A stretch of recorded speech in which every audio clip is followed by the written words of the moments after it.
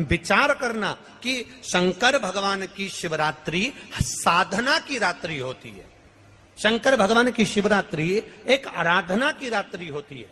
हमने पहले भी कथाओं में कहा, हर महीने शिवरात्रि आती है, प्रत्येक महीने शिवरात्रि पड़ती है, और प्रत्येक महीने की शिवरात्रि पर अगर आपसे बन सके, आप दुनिया में अगर आपके पास में लोग कहें कि ये बहुत गरीब व्यक्ति है, बहुत साधारण व्यक्ति है, इसके पास धन नहीं है, वैभव नहीं है, सत्ता नहीं है, इसके पास खुद का मकान नहीं है, इसके पास खुद की प्रॉपर्टी नहीं है, इसके पास खुद की दुकान नहीं है, दूसरे के यहाँ काम करता है, इसके पास कुछ भी नहीं है, हम उनसे कहेंगे 12 महीने शिवरात्रि आती है, 5 जगह पर चढ़ाई हुई बेलपत्र, आप एक वर्ष 12 शिवरात्रि का एक नियम ले लो, 5 जगह पर बेलपत्र समर्पित करना सीख जाओ। एक बेलपत्र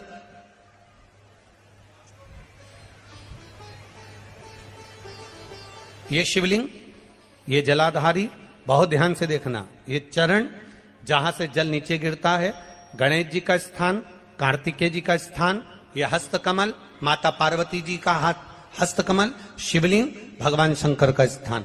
ऊपर से जो एक एक बूंद जल शिवलिंग के ऊपर गिर रहा है, शंकर भगवान की 5 बेटियां जया, विषहरा, शामरीबारी, दौतली, देव। बीच में जो एक मोटी सी लाइन है वो शंकर भगवान की छोटी लड़की, क्या नाम है? अशोक सुंदरी। ये पूरे शिवलिंग का वर्णन। 5 जगह पर बेलपत्र, 5 स्थान पर बेलपत्र। 12 महीने की शिवरात्रि। आप दूसरे के यहाँ काम कर रहे हो, नहीं है नौकरी, नहीं है काम, दूसरे के मकान में रह रहे हो, खुद का मकान भी नहीं, खुद का प्लाट भी नहीं, खुद की प्रॉपर्टी भी नहीं, बहुत संघर्ष की जिंदगी जी रहे हो, ठेला धका रहे, लॉरी चला रहे, गाड़ी चला रहे, ऑटो चला रहे, अपने लिए करने का प्रयास करना। घर में जितने सदस्य हैं, 12 महीने शिवरात्रि आती है, एक बेलपत्र अशोक सुंदरी वाली जगह पर, डंडी का मुंह नीचे की ओर। दूसरी बेलपत्र माता पार्वती जी के हस्त कमल पर। ये 2 पत्ती जो होती है, इस पत्ती के 2 भाग शिवलिंग के बीच में हो।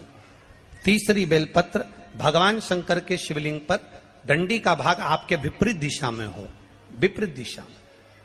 चौथी बेलपत्र भगवान शंकर का जहां से जल बहकर जाता है, जमीन पर जो जल बहता है, जमीन पे से जो जल बहकर जाता है, चौथी बेलपत्र उस जमीन के जल पर जहां से वो पानी बहकर जा रहा है, पूरे शिवलिंग को छोड़कर जहां से पानी जमीन पर बहकर जा रहा है उस स्थान पर। और 5वीं बेलपत्र नंदी का जो पांव ऊपर उठा हुआ है, उस पांव के पास में 5वीं बेलपत्र समर्पित करना।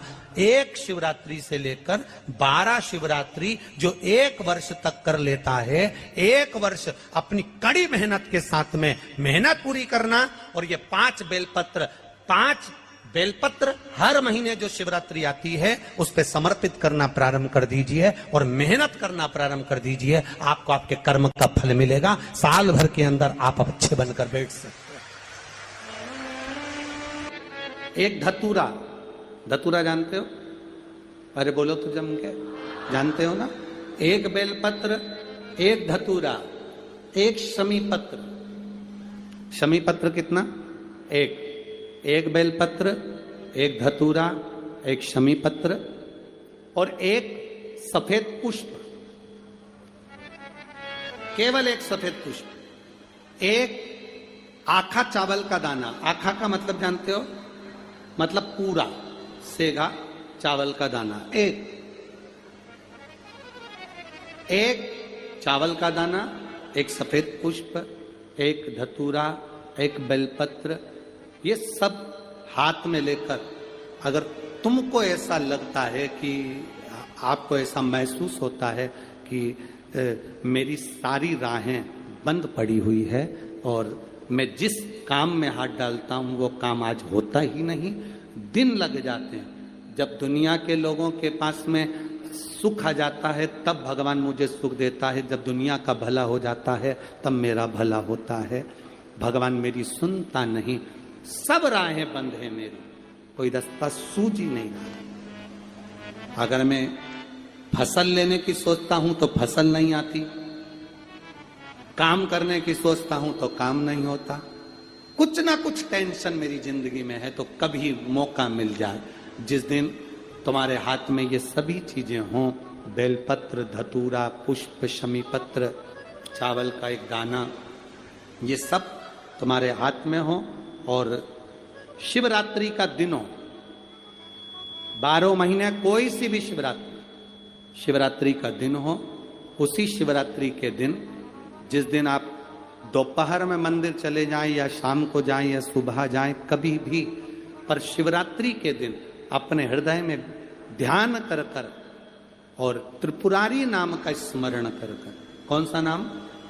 त्रिपुरारी नाम का स्मरण कर कर भगवान शिव से अपने मन की बात कहकर, भोला सब दुख काटो, त्रिपुरारी नाम का स्मरण कर कर हाथ में लेकर भगवान शिव के शिवलिंग पर अगर हम समर्पित कर देते हैं तो ये निश्चितता है, राहें अपने आप खुलना प्रारंभ हो जाती है और कार्य में सफलता। त्रिपुरारी नाम सुख देने वाला। शिवरात्रि का प्रसंग कहता है, अपने मन की अभिलाषा रखकर तुम्हें जो चाहिए, एक काली मिर्ची और काली तिल्ली के 7 दाने, एक काली मिर्ची और काली तिल्ली के कितने दाने? 7 दाने हथेली में रखकर अपनी कामना कर कर मन से अपने मन के बात को कहकर शंकर भगवान के शिवलिंग पर चढ़ा दीजिए। आपकी मनोकामना, कहते हैं हर महीने शिवरात्रि आती है, इस शिवरात्रि पर, मुख्य शिवरात्रि पर चढ़ाओगे, अगले महीने की जब शिवरात्रि आएगी तो आपकी मनोकामना पूरी हो जाएगी। एक काली मिर्ची और 7 काली तिल्ली के दाने, मात्र 7। महाराज, जिसके घर में क्लेश रहता हो, बहुत ज्यादा लड़ाई झगड़े हो रहे हैं, सास बहू के झगड़े, ना बहू कुछ सुनने को तैयार ना सास सुनने को तैयार, और घर में बेचारे पुरुषों की आफत, यहाँ भाई भाई झगड़ रहे हो, सास बहुएं झगड़ रही हो, कुछ मत करिए। गेहूं की बाली को तोड़ो, गेहूं की बाली जानते ना, जिसमें आप लोग तो गेहूं की बाली को तोड़ना है, और बाली 7 बाली तोड़कर अपने घर में घुमाकर अपने घर का नाम और गोत्र बोलकर उसको शंकर को समर्पित कर दीजिए। जिंदगी में कभी सास बहू का झगड़ा नहीं होगा महाराज। शिवरात्रि के दिन उसको समर्पित करिए, आपके घर में कभी क्लेश नहीं मच सकता। 12 महीने शिवरात्रि आती है, और शिवरात्रि के दिन रात्रि को 12 बजे शंकर भगवान पर एक धतूरा चढ़ा दो। क्या चढ़ाना है? जम के बोलिए जरा, धतूरा। ये शंकर भगवान को धतूरा चढ़ा दो। 12 बजे रात्रि को शिव जी पे धतूरा चढ़ाओ, आधे घंटे तक धतूरा चढ़े रहने दो, और आप श्री शिवाय नमस्तुभ्यम का जाप करो। जिस शंकर जी पे धतूरा चढ़ाए उस मंदिर के बाहर बैठकर कौन सा मंत्र जपना है? श्री शिवाय नमस्तुभ्यम। फिर से बोलो, श्री शिवाय नमस्तुभ्यम। धतूरा चढ़ाकर श्री शिवाय नमस्तुभ्यम का स्मरण करिए।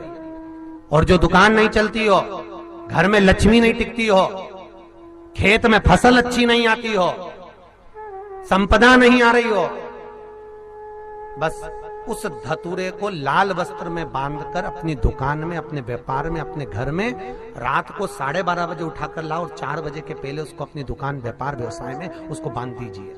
और अगर जो जमीन फसल सही नहीं दे रही हो, उस जमीन में ले जाकर गाड़ दीजिए। आपको जीवन में कभी तकलीफ नहीं भोगना पड़ेगी, लक्ष्मी बढ़ती चली जाएगी महाराज, संपदा बढ़ेगी।